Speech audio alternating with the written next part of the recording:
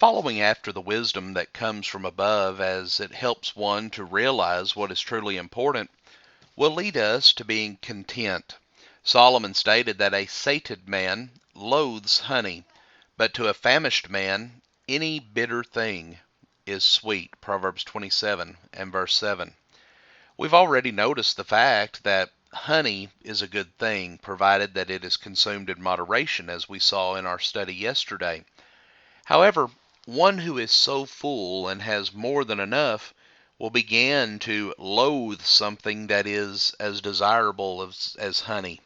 But on the other hand, one who is famished and does not have the abundant wealth that others have will be more grateful for the few blessings that he does have and will learn to be content with those things. Solomon states in Proverbs 27 and verse 8 that like a bird that wanders from her nest, so is a man who wanders from his home. The nest is a place of comfort and a place of safety for a bird, and it's foolish for it to wander from that place without another home to go to. In the same way, a man must learn to be content with what he has, not that he cannot work to improve his lot in life, but that he should not foolishly abandon the blessings, safety, and security that he does have in order to foolishly pursue what he desires, especially when such a pursuit leaves him vulnerable spiritually. Solomon goes on to state that Sheol and Abaddon are never satisfied, nor are the eyes of man ever satisfied. Proverbs 27:20. Sheol is a description of the grave, and Abaddon is parallel with it, but with a greater emphasis on destruction rather than just death. These are always open to more lost souls who would never enter into them. They are never full. In the same way, the foolish man is never satisfied. He is always wanting more, no matter what he already possesses. He has not learned how to be content. Proverbs 30 verses 15 and 16 says, "The leech has two daughters, give and give.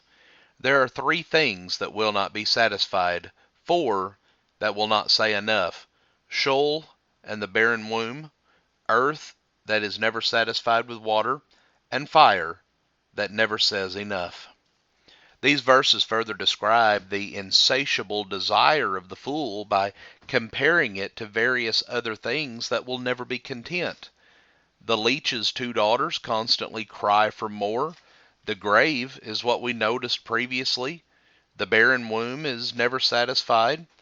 And as God made it for the purpose of bringing forth children, when no children are brought forth, then there is no contentment there. The earth will always receive the rain that falls upon it. The fire will never stop burning as long as there is fuel for that fire.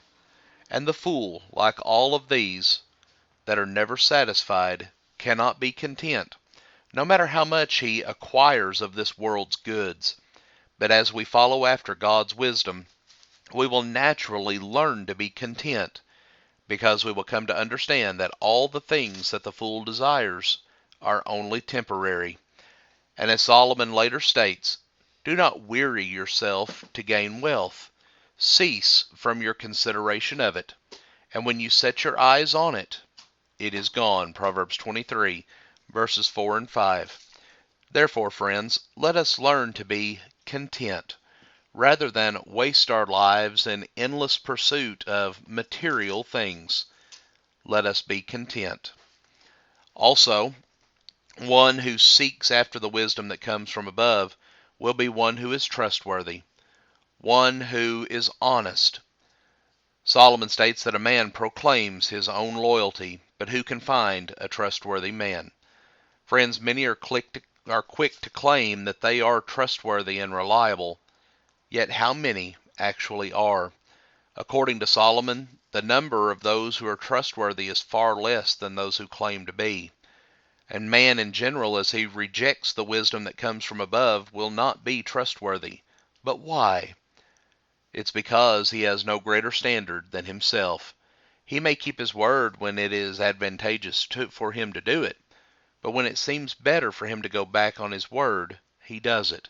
The implication is that the one following divine wisdom will be trustworthy because he values honesty. We're going to examine this further in a later lesson. but this will be one who works to build a good reputation. They work those things that are honest, those things that are pure, those things that are trustworthy. Friends, we thank you for joining us for our program today. We hope that you have a wonderful day and a blessed weekend ahead.